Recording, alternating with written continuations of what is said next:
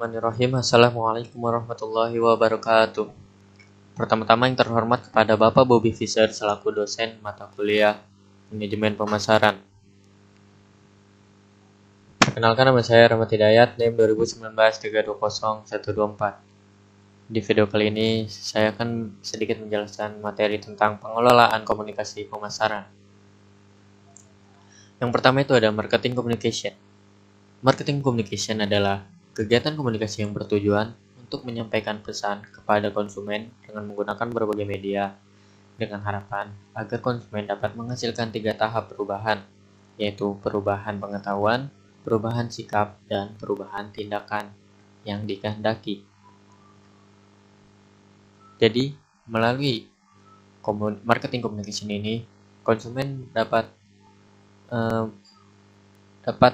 memiliki pendapat yang berbeda. Misal, yang tadinya tidak tahu tentang produk tersebut, dengan adanya marketing communication ini, perubahan pengetahuan itu dapat terjadi.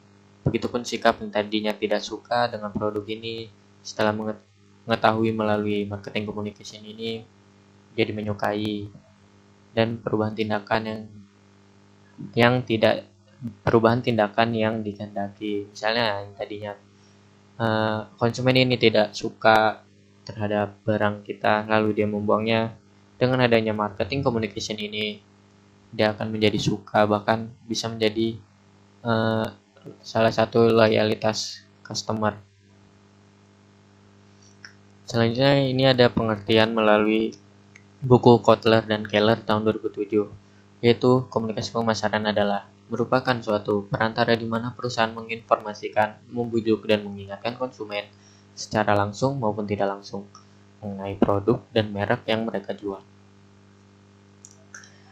Selanjutnya ada bauran komunikasi pemasaran. Yang pertama itu ada iklan, yang kedua ada promosi penjualan, yang ketiga ada acara khusus dan pengalaman, yang keempat ada hubungan masyarakat dan pemberitaan, yang kelima ada pemasaran langsung, dan yang keenam ada penjualan pribadi. Selanjutnya ada langkah-langkah mengembangkan komunikasi yang efektif. Yang pertama ada mengidentifikasi target sasaran. Pasti sebelum kita ingin menyampaikan komunikasi atau menjadi komunikan, pasti kita mencari target sasaran untuk menjadi lawan bicara kita atau yang ingin kita beritahu atau kita komunikasi. Yang kedua itu ada menetapkan tujuan. Dalam menetapkan tujuan ini ada beberapa unsur. Yang pertama itu ada awareness atau kesadaran. Yang kedua itu ada knowledge atau pengetahuan. Yang ketiga ada liking atau kesukaan. Yang keempat ada preference atau preferensi. Yang kelima ada conviction atau keyakinan. Dan yang terakhir itu ada purchase, yaitu pembelian. Dalam menyampaikan komunikasi yang efektif, kita juga harus membuat pesan yang struktur. Dalam membuat pesan ini ada beberapa unsurnya tentunya. Yang pertama itu ada isi pesan. Dalam isi pesan tersebut juga ada beberapa unsur lagi di dalamnya, yaitu tentang daya tarik rasional, daya tarik emosi, dan daya tarik moral. Selanjutnya ada format pesan. Agar pesan yang kita sampaikan terstruktur dan efektif dan dapat tersampaikan kepada konsumen, ada beberapa unsurnya. Yang pertama itu ada layout, kata dan suara, dan bahasa tubuh. Selanjutnya ada struktur pesan. Dalam struktur pesan ini ada beberapa unsur lagi, yaitu ada penarikan kesimpulan, tipe argumen pesanan.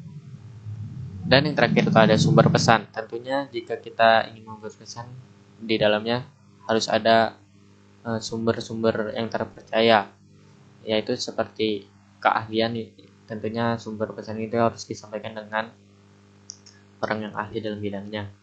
Yang kedua itu ada kepercayaan, yaitu orang-orang yang terpercaya dalam menyampaikan pesan tersebut. Yang ketiga ada kesukaan. Selanjutnya ada 4, memilih saluran komunikasi.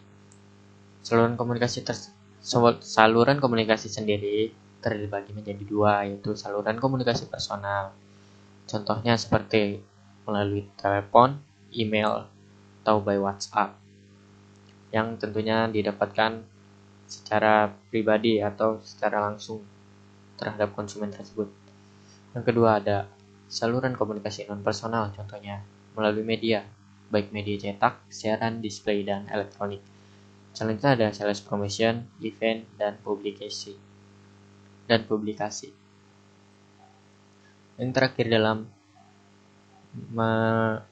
menentukan komunikasi yang efektif itu ada menentukan anggaran. Di sini saya mendapat 4 aspek dalam menentukan anggaran. Yang pertama itu ada kemampuan, presentase dari penjualan, keseimbangan persaingan, tugas, dan tujuan. Tentunya dalam menentukan anggaran ini harus keempat aspek ini harus berjalan dengan benar. Jika salah satu saya tidak dapat dijalankan dengan benar, mungkin ada kesalahan dalam menentukan anggaran nanti. Ya, mungkin sekian video yang dapat saya jelaskan. Mohon maaf bila ada kesalahan kata atau kekurangan dalam penyampaian materi, karena kesempurnaan hanya milik Allah Subhanahu wa taala. Terima kasih kepada teman-teman yang sudah mendengarkan dan kepada Pak Bobby Fisher. Sekian presentasi dari saya. Nun wa qalami wa ma yasturun. Wassalamualaikum warahmatullahi wabarakatuh.